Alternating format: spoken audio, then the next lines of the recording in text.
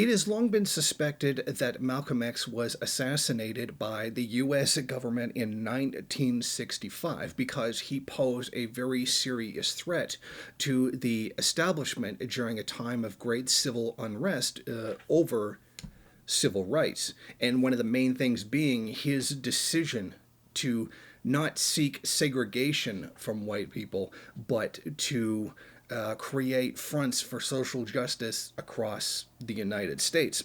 Now, his death has always been a little bit suspicious. He was killed at the New York's Adumun Ballroom while preparing to deliver a speech.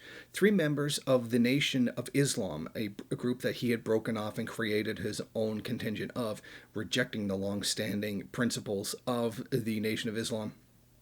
It seems he was assassinated by people of the original group for breaking off and starting his own thing. Now, this new information has come out that really does suggest that the U.S. government was behind it.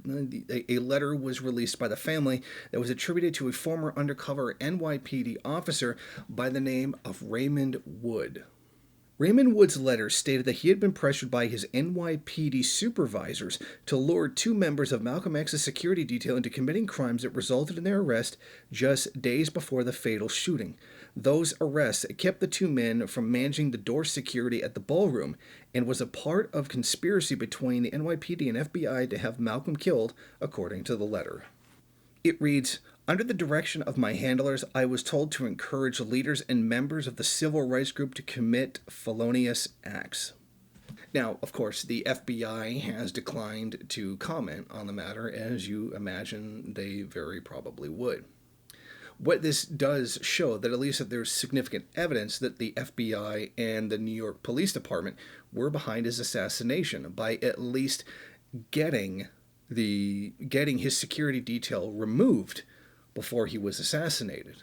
And I don't mean to sound like a conspiracy theorist, but in terms of a lot of important people in history, this is how a lot of them have ended up dead, by security either missing or conveniently was not available that day. I'm not going to go into any details because I don't want to spread any kind of conspiracy theory notions, but this seems to be a confession by a New York police officer who was working with the FBI in order to do so. Now, it's not far-fetched that the U.S. government would have something to do with his death. After all, the U.S. government was sued in 1991 and found to be culpable in the death of Martin Luther King Jr. in some way, shape, or form. It has not exactly been made public what happened, but it's certainly the judge did rule that the U.S. government was culpable for his death. This also goes into Fred Hampton and his destruction played at the hands of COINTELPRO, a very real government program that still exists to this day. A program that the U.S. government has already acknowledged existed and acknowledged still exists. Despite many accusations by the synthetic left, you know who I'm talking about, this program very much does exist and is ongoing today. And it makes me wonder if a lot of these synthetic left people are actually a part of that COINTELPRO. It should be remembered the move bombing carried out by the U.S. government that killed at least 12 people and destroyed multiple homes in a neighborhood. Black radicals being assassinated by the U.S. government is nothing new, despite protestations to the contrary by many in the mainstream media or the mainstream social discourse in general. The assassination of these people is very long-standing and has been something that the U.S. government has carried out for some time. So while this letter is not definitive proof that Malcolm X was assassinated by the U.S. government, it's about 99.9% what you would need to come to that conclusion.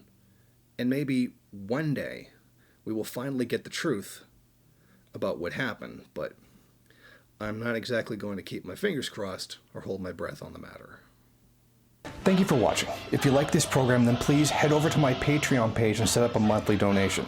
It's your donations that keep this program running. Also, if you would like, please rate, comment, subscribe, and share in various social media.